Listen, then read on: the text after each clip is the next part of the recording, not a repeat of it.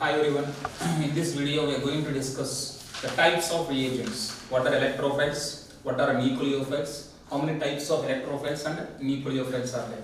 And after the electrophiles and nucleophiles, let us go into the next important concept, that is what electronic effects, inductive effect, mesomeric effect, electromeric effect and hyperconjugation. So and the applications of these electronic effects. So these are the concepts we are going to discuss in this video. Okay, so let us start the types of reagent. Okay, now what is a reagent? Reagent is a chemical substance which attack on the reactants, resulting the formation of the product. So if you simply say reactants plus reagent gives product. So the reagent is nothing but the chemical species which acts on reactants and converting the reactants into products, and that species we call as what? Reagents. And based upon the nature, the reagents we are classifying into two types. Okay, what are those? One is electrophiles. The second one is nucleophiles. Okay, so I am just giving you a brief idea about the electrophiles. Electro, in the name itself, electro means electron, philic means loving. They love electrons. Why? Because they are electron deficient. And these are electron deficient species. Because of electron deficiency, always they love to attract or to gain electrons. So electron loving species called electrophiles. These are electron deficient and they act as what? Lewis acids. What is the role of Lewis acids now? They always accept the electron pairs now. So electrophiles act as Lewis acids. And where they will attack electrophiles? Electrophiles always attack wherever the electron's density is maximum. Where electron density is maximum, at that place the electrophiles will attack. So these are the four features of electrophiles. One is electrophiles are electron loving, and they are electron deficient, and they are Lewis acids, and they attack on the place where the electron density was maximum. Coming to the nucleophiles. Nucleophiles means they are nucleus loving. Nucleus loving means what is the charge of nucleus? Positive charge. Okay, so when the species will attracted by the positive charge, when they have negative charge, or when they have excess electrons in the form of lone pairs. So they are nucleus loving and they are electron rich species. They are having excess electrons in the form of lone pairs or in the form of negative charge, whatever it may be. And they act, usually they are Lewis bases. And these nucleophiles always attack where electron density is minimum. Why? Because they are already having excess electrons. So because of having excess electrons, they always choose the place where the electron density was minimum. So this is about the characteristics of electrophiles and nucleophiles. Again, these electrophiles and nucleophiles, based upon the charges present on it, electrophiles we are classifying into charged electrophiles and neutral electrophiles. Charged electrophiles means they are having positive charge. Okay, so charged means they have positive charge. All positive charge containing species. Simply say, if any species is having positive charge, then they are considered what? Charged electrophiles. Okay, examples: NO2 plus, NF3 plus, H3O plus, H plus, X plus, etc. and NO plus. So all positive charge containing species are examples for charged electrophiles. And the neutral electrophiles, few species they won't have any charge, but in general they are having electron deficiency. For example, you take AlCl3, BeCl2 you take, BCl3 you take, BF3 you take, FeBr3 you take, okay, and SnCl2 you take. So these all are what? They are electron deficients.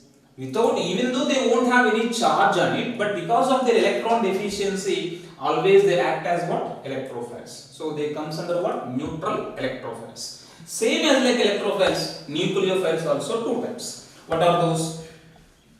One is charged nucleophiles, another one is what? Neutral nucleophiles.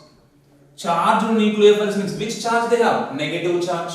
So they have negative charged species. All negative charge containing species will act as what? Charged nucleophiles.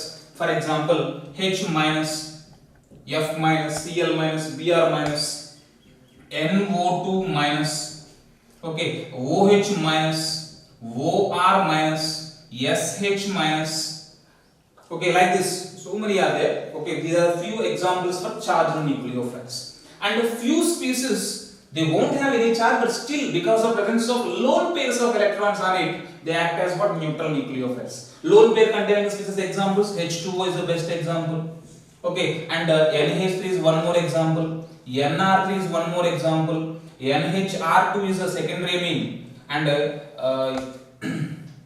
and then what are the examples for the diazo compounds? N double bond N compounds. Okay, oximes. Okay, these are all species having what? Lone pairs of electrons. Because of having the lone pair of electrons, they can easily donate the electrons and they can attack at the place where the electron density was minimum. Okay, and electrophiles, nucleophiles, you clear, right? And one more thing, third category, that is what? Amphiphiles.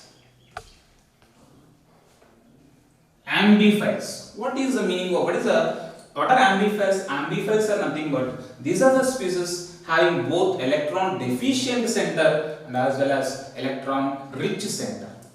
Okay, they have both centers. Okay, amphiphiles are nothing but the species having both electron deficient center and as well as electron rich center. Best example you take aldehydes, aldehydes are ketones. Okay, carbon and oxygen, which is more electronegative? Oxygen is more electronegative. So oxygen will get negative charge, carbon will get positive charge. So they have both negative center and positive center. No? And this species we called as what? Amphiphiles. So these are the types of reagents. Okay, after we finish the reagents, let us discuss the most important concept, that is what? Electronic effects. Okay, the electronic effects. Electronic effects. Yes, what are these electronic effects? It is nothing but the displacement of electrons from one place to another place through the carbon chain. Okay, and these effects, because of some effects, electrons are displacing from one carbon to another carbon through the carbon chain, and this displacement effects we call it as what? Electronic effects. Yes, what are the effects which are comes under electronic effects? First one, that is inductive effect. Inductive effect. And the second one, mesomeric effect. Mesomeric effect. And the third one, electromeric effect. Electromeric effect. And the fourth one, that is hyperconjugation. Hyperconjugation. So these are the four electronic effects we are going to discuss. Okay, we start with the first one, inductive effect. Inductive effect, simply we call it as I effect. Inductive effect also we call it as what? I effect. One point you should remember, inductive effect and mesomeric effect. The first two effects are permanent effects, whereas the remaining next two, electronic effect and hyperconjugation, they both are what? Temporary effects. Temporary and permanent. What is the difference between them? Permanent means once this effect occurs, it will be remains until it was diminished. Okay, until its last second, that effect will be there within the compound. Okay, whereas temporary means this effects will be there only until the reagent presence. Suppose the reagent come out, then immediately the effect also will diminishes. So that is why this is only presents only in the presence of reagent, and this can be present even after the absence of reagent also. That is why these two are permanent effects and these two are what? Temporary effects. So it is It is a permanent effect. It is a permanent effect. Next one, in which compounds? First of all, inductive effect observed in which compounds? Mesomeric effect observed in which compound? That if you understand that difference, then you feel very easy about these electronic effects. The inductive effect observed only in saturated hydrocarbons. Saturated hydrocarbons means what? Alkanes. Okay, so it is found in inductive observed are found in which compounds? Saturated compounds. Saturated compounds means they are alkanes. Okay, only single bond containing species only we can observe this inductive effect. Okay, next, what is exactly inductive effect? Now, what is the definition of inductive effect? It is nothing but the polarization of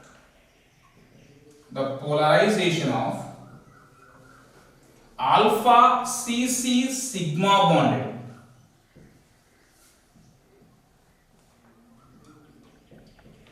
alpha carbon containing CC sigma bonded electrons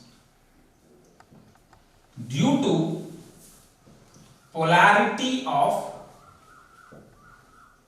neighboring bond.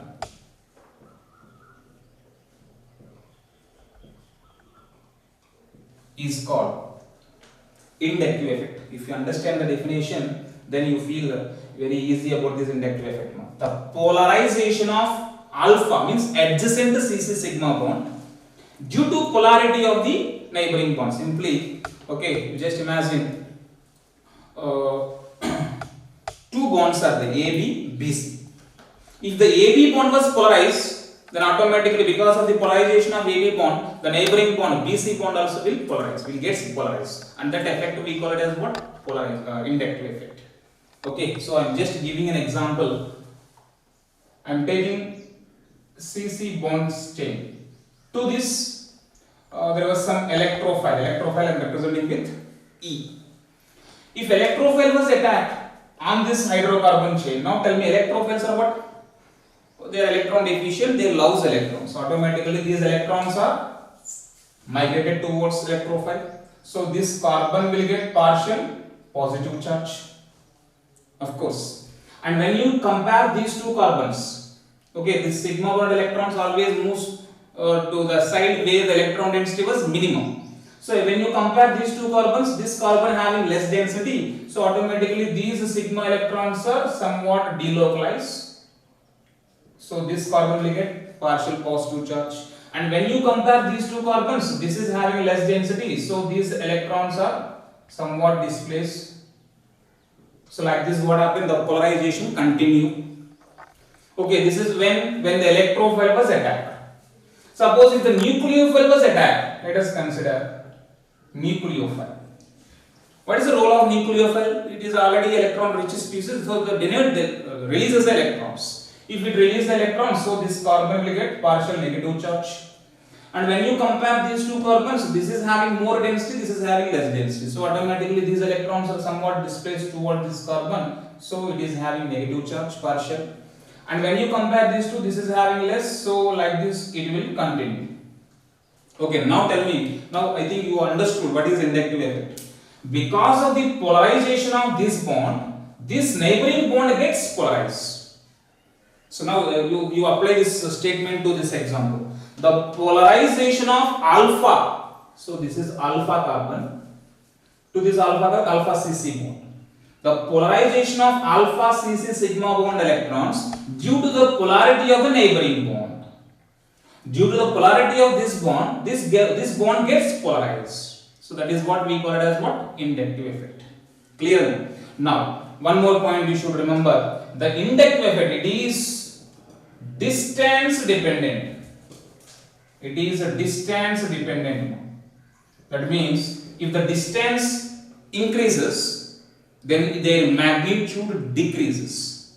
Okay, it's a distance dependent, and the magnitude of inductive effect is inversely proportional to distance. If the distance increases, what happens? The magnitude of inductive effect decreases. Okay, distance increases, decreases. Usually the inductive effect it gets diminished. It gets diminished after 3 intervening bonds. It can be maximum 3 bonds only it can be effective. After 3 bonds it will be diminishes. Okay, so it will diminish after 3 intervening bonds. So this is about the inductive effect, and based upon the nature this inductive effect, the groups we are classifying into 2 types: plus inductive groups, minus inductive groups, based upon with respect to hydrogen. They told with respect to hydrogen. Plus inductive groups means, what do you mean with the plus inductive groups?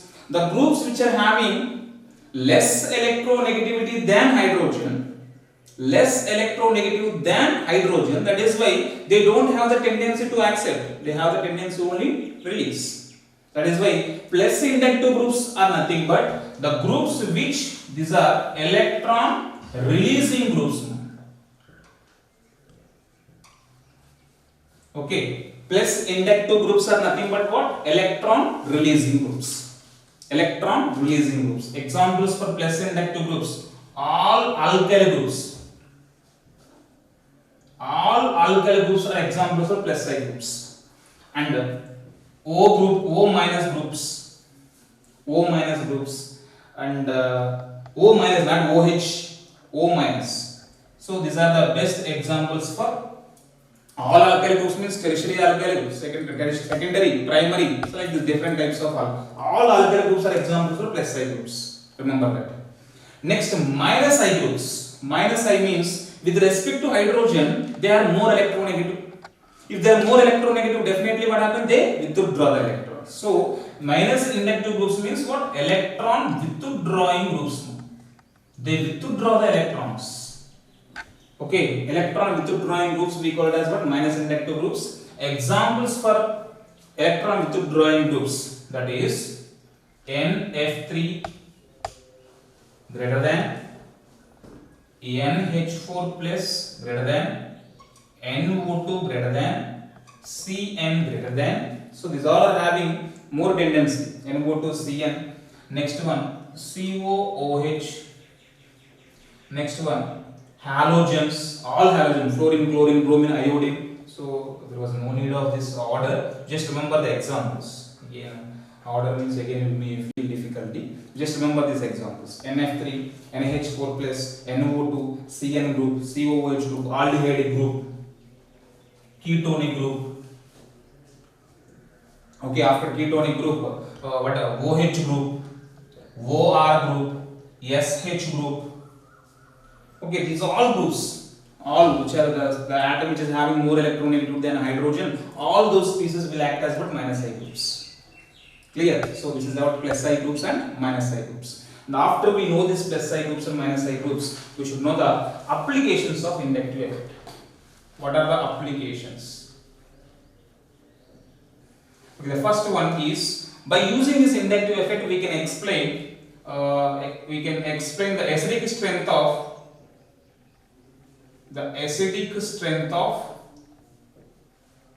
carboxylic acids.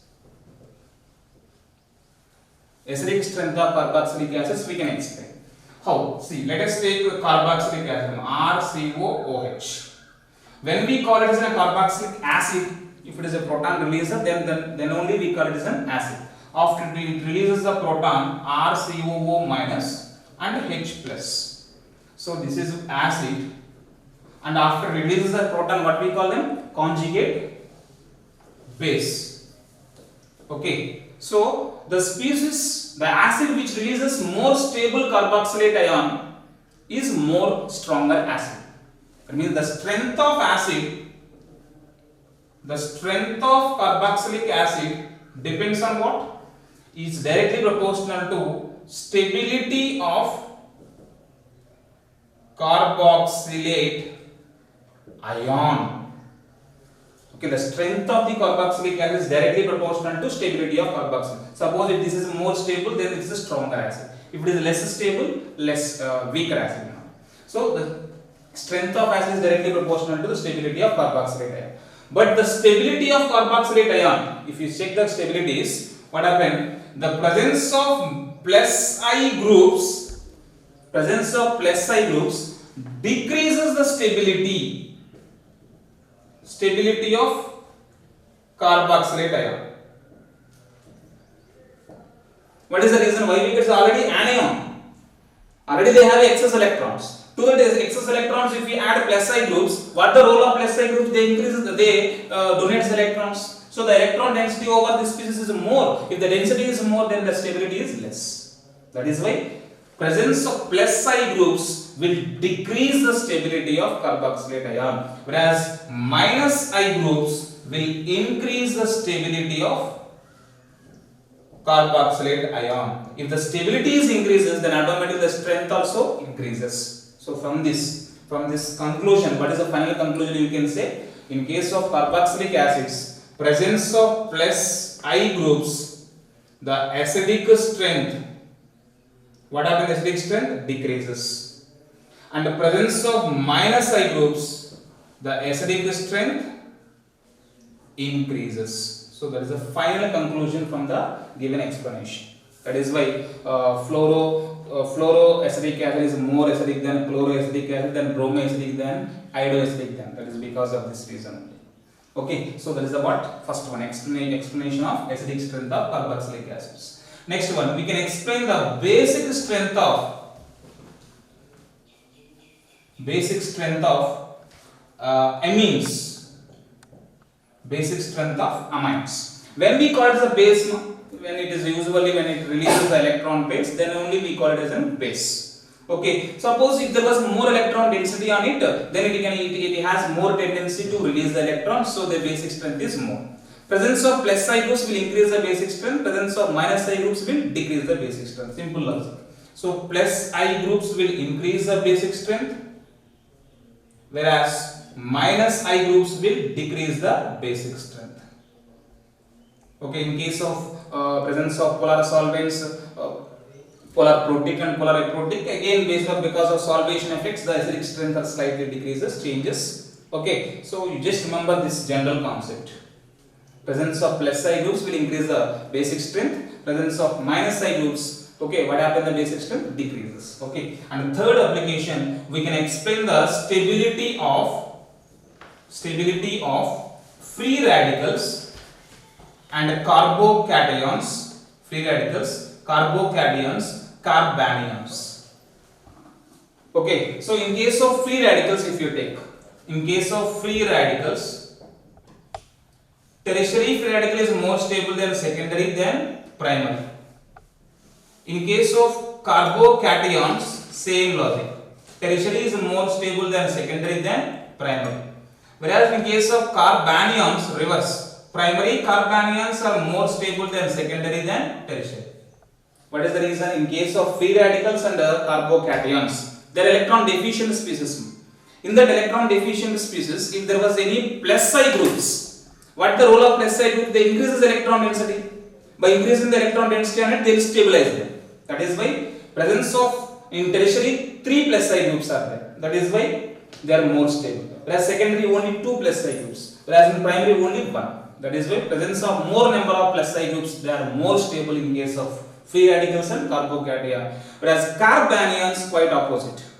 Carbanions, they are already having excess electrons. So if the group which is present, if it is increase in the electron density, then the stability is getting reduced. That is why presence of minus I groups or presence of less number of plus I groups will be more stable than others. That is why primary carbanion is more stable than secondary than tertiary. So these all are the applications of inductive effect. Okay.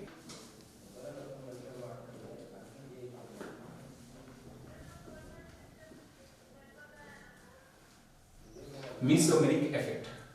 Yes, what is this mesomeric effect? As like inductive effect, the mesomeric effect, it is also a permanent effect. It is also a permanent effect. And in which compounds we will observe this mesomeric effect? Inductive effect observed in what? Where? In saturated hydrocarbons. Whereas the mesomeric effect, it is observed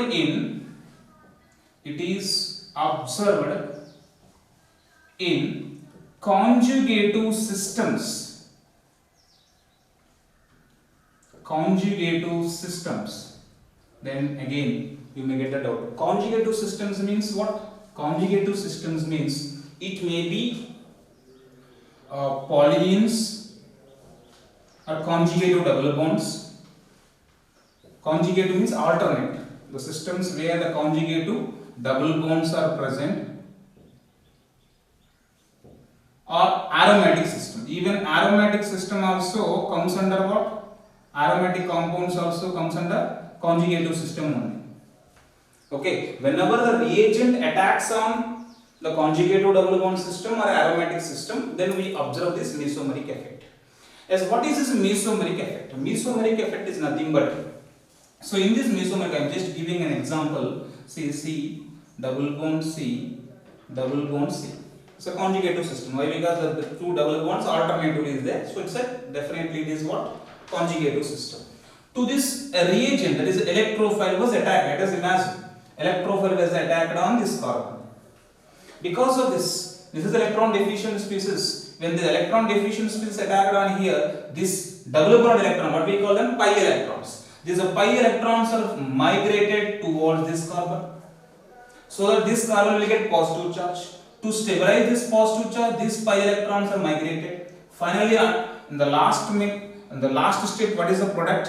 We will get C plus double bond C electrophile.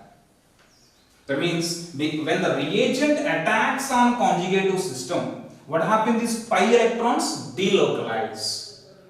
Okay, along the carbon chain, the pi electrons are delocalized, and that process or the delocalization of pi electrons from one place to another place through the conjugative system, that effect we call it as what? Mesomeric effect. Clear? So the delocalization, which electrons? Not sigma electrons. Which electron? Pi electrons. The delocalization of pi electrons along the conjugative system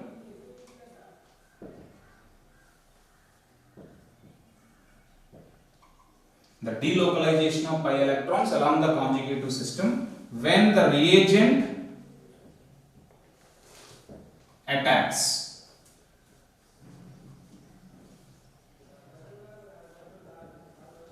and this is what we call it as what? Mesomeric effect. Clear? Now, and this is what and this mesomeric effect, as like inductive effect, the mesomeric effect is also two types based upon the direction into which the pi electrons are migrating, either towards the conjugative system or away from the conjugative system. Based upon the direction into which the pi electrons are delocalized, this is plus mesomeric and minus mesomeric effect. Plus mesomeric effect, the name itself, plus means here the delocalization is towards the conjugative system. Remember that plus means towards, minus means away.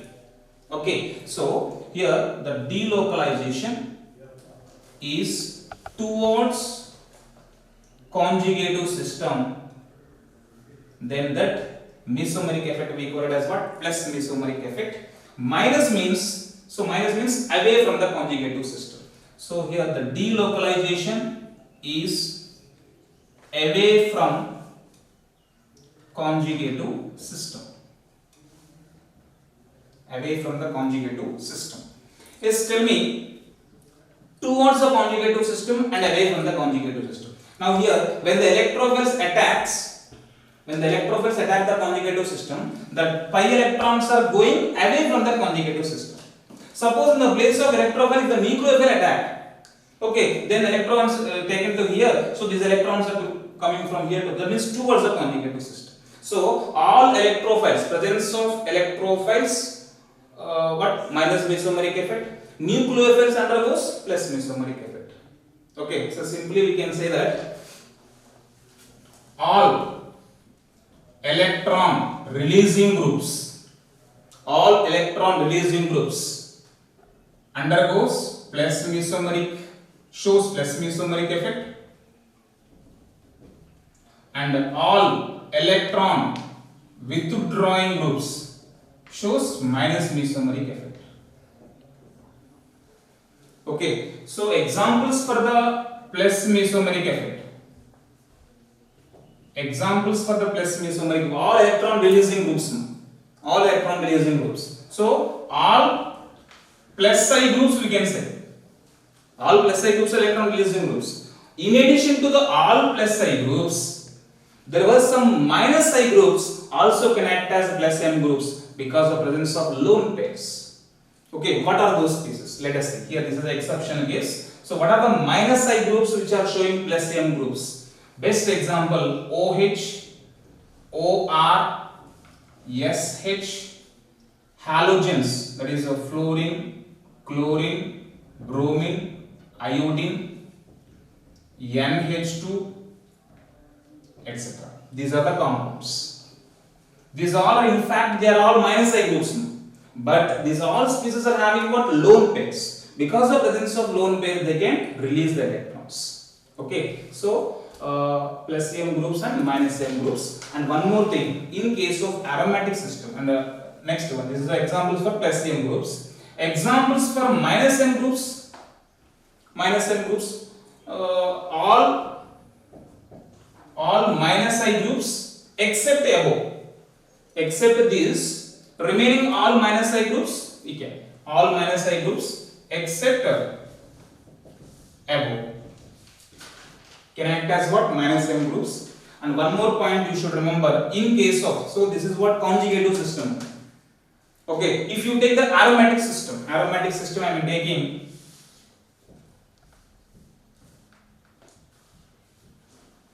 okay, so for example, this is what OH you take, phenol.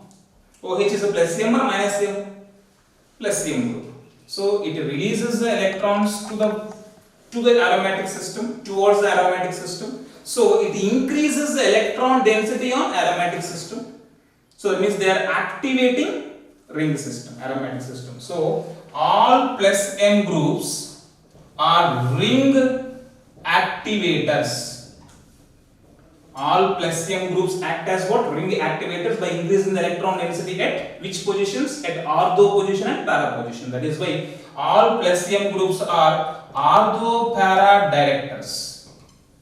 Ortho para directors. Next, coming to the minus M groups, you take a nitrobenzene. Nitrobenzene you take. If you take the nitrobenzene, N double bond O, nitrobenzene. So in this case, in case of nitrobenzene, this is an electron with minus M group, withdrawing group. So the electrons are going away from the conjugative system. Away from the conjugative system, so minus M group. So minus M groups are ring activating or ring deactivating. So they are the pi electrons are going away from the system, so the electron density is decreasing. So they are what? Ring deactivators. Ring deactivators. Okay, and they are what? Meta directing groups. Okay, so this is about the mesomeric effect. Okay, mesomeric effect observed in what? Conjugative system. So the mesomeric effect in case of aromatic system we call it as resonance effect. So resonance effect is one of the application of mesomeric effect. Clear? Next, move to the third electronic effect, that is what? Electromeric effect. Electromeric effect. As I told you, electromeric effect is one of the temporary effect. Electromeric effect is temporary effect. It can be retained only until the reagent presence. Okay, next, in which compounds we can observe this electromeric effect? Yes, it is observed when the reagent attacks. It is observed in unsaturated hydrocarbons. Unsaturated hydrocarbons means double bond, triple bond containing species. Whenever the reagents attacks the unsaturated double hydrocarbons, then the delocalization of pi electrons or displacement of pi electrons either towards attacked carbon or away from the attacked carbon, then that delocalization we call it as what? Electromagnetic effect. So okay, I'm just giving an example. C double bond C I have taken. Okay, so on this the electrophile have been attacked.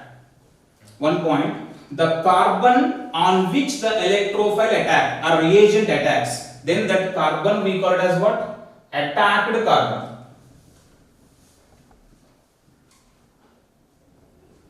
Okay, and based upon the relative position of this attacked carbon, relative direction of the attacked carbon, we are going to differentiate into plus E and minus E. That is why the carbon onto which the reagent attacks, then that carbon we call it as what? Attacked carbon. Suppose it is attacked on here. If the electrophile attacked on this one, what happens? The electron density on this carbon decrease. If the density is here decrease, what happens? The pi electrons moves towards that carbon. That means the pi electrons are delocalized towards attacked carbon, moving towards attacked carbon. So it's what? Plus E effect. Suppose you take one more. Now the nucleophile have been attacked. So this is the attacked carbon. Okay, now after the nucleophile attacked on attacked carbon, the density on the attacked carbon is more. If the density is more, then now the pi electrons are going away from the attacked carbon. So here the pi electrons are delocalized away from the attacked carbon. So this is the example for minus E effect. So this is a plus E and this is minus E. Now what is the overall definition of electromagnetic effect? Electromagnetic effect is nothing but the displacement, not delocalization, displacement of pi electrons either towards or away from attacked carbon,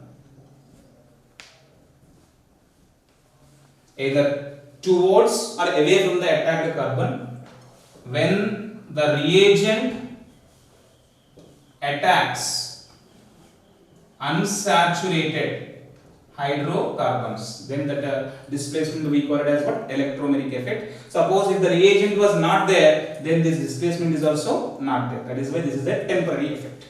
Clear? Understood what is the plus E and minus E effect? Okay, and usually electrophiles act as what? Plus E groups, and the nucleophile act as minus E groups. So electrophiles means they are what? Electron withdrawing groups, minus I groups. Minus I groups act as plus E, and plus I groups act as what? Minus E. They both are opposite. So one more thing you should remember, they both are opposite, reverse to each other. That is why suppose if in case if inductive effect and electromagnetic effect, they both are acting on opposite. If they both are acting on opposite direction, so in that if both are present and they are acting against to each other, then electronic effect dominates inductive effect. Suppose if any group showing both inductive effect and electromagnetic effect, in that case if both are present, then in that case which effect will dominate? Electromagnetic effect only will dominate what? Inductive effect. So just remember this point enough. Next let us move to the last one, that is what? Hyperconjugation. Hyperconjugation. And this hyperconjugation also there were so many names. So what are those? The first one, Baker-Nathan effect. Baker-Nathan effect. Why? Because it was proposed by Baker and Nathan, two scientists. That is, in honor of them, we are calling them as Baker-Nathan effect. And the next one, no bond resonance. No bond resonance. Also we call it as sigma pi conjugation. So sigma pi resonance. Sigma pi resonance. Sigma pi conjugation. So these are the different names to the hyperconjugation. Anyhow, hyperconjugation, it was proposed by Baker and Nathan. Yes, what is this hyperconjugation? Like electromagnetic effect, it is also temporary effect. Okay, hyperconjugation is also one of the temporary effect. And the next one, when we can observe, that is only main important. Whereas inductive effect observed in which compounds? When the reagent attacks which compounds? Saturated compounds. Mesomeric effect observed when the reagent attacks conjugative system. Whereas electromeric effect observed when the reagent attacks unsaturated system. Whereas hyperconjugation attacks observed when sp3 carbon attached to an sp2 carbon. Okay, it is observed when sp3 carbon having at least one hydrogen. Okay, sp3 carbon having at least one hydrogen attached to sp2 carbon. Okay, sp2 carbon means it can be alkene, it can be carbocation, or it can be a carbon free radical, any one of these. Okay, that means it is observed whenever an sp3 carbon having hydrogen, at least one hydrogen, attached to alkene, carbocation or carbon free radical. Example, that is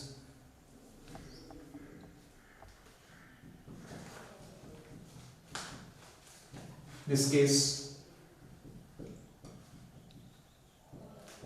in this case, in these three cases we can observe this hyperconjugation. Why? Because this is what is the hybridization of this one, sp2. Here carbocations hybridization, sp2. Free radicals hybridization is sp2. So these three are sp2 only. And what is the hybridization of this carbon? sp3 carbon having one minimum hydrogen. Okay, in these cases only we can observe the hyperconjugation. Now what is exactly hyperconjugation?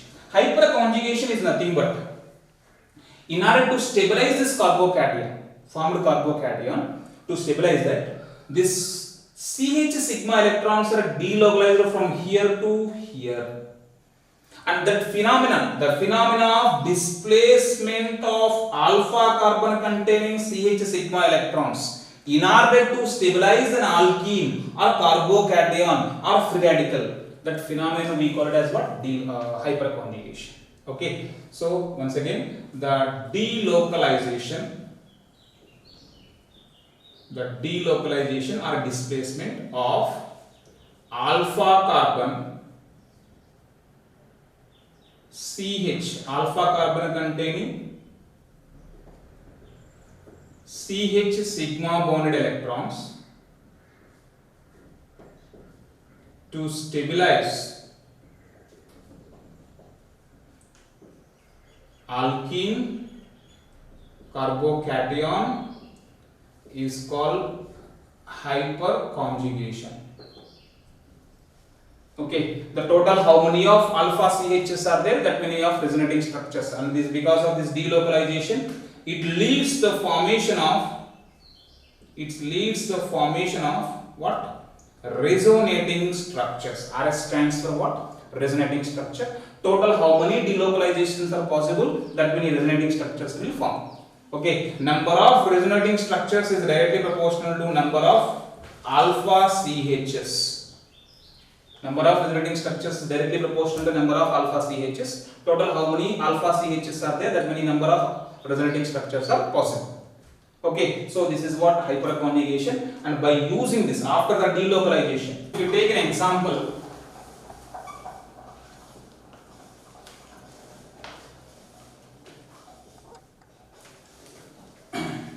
carbocation, this is sp2 carbon and this is sp3 carbon. Total how many CHs are there? 1, 2, 3.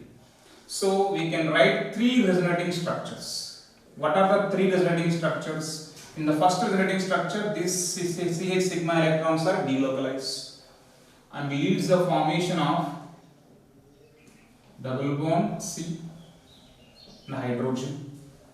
And the second one, this was delocalized,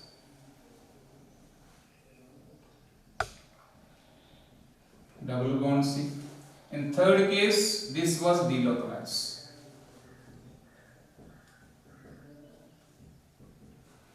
Total 3 resonating structures. So number of CHs, alpha CHs are there, that means number of resonating structures are there. And after the resonance, what happened? There was no bond between the carbon and hydrogen. That is why we are calling this hyperconjugation as what? No bond resonance. No bond resonance. Next, coming to the applications. Applications of this hyperconjugation. The first one, we can explain the stability of carbon free radicals. We can explain the stability of carbon free radicals. How can we explain? Tertiary free radicals are more stable than secondary, then primary, then methyl. Okay, and the second one, we can explain the stability of carbocations. Carbocations, same as like free radical. Tertiary greater than secondary, then primary, then methyl carbocation. Okay, there is also one more reason. Okay, and one more thing. Among, we can differentiate, for example, you take, we can explain the stability of benzyl carbocations also. Stability of benzyl carbocations. How can we explain? Let us see. I am giving an example.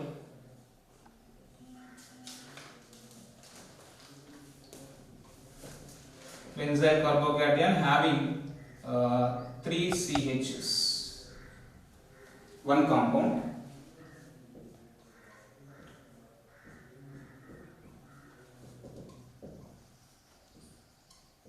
CH2, CH3,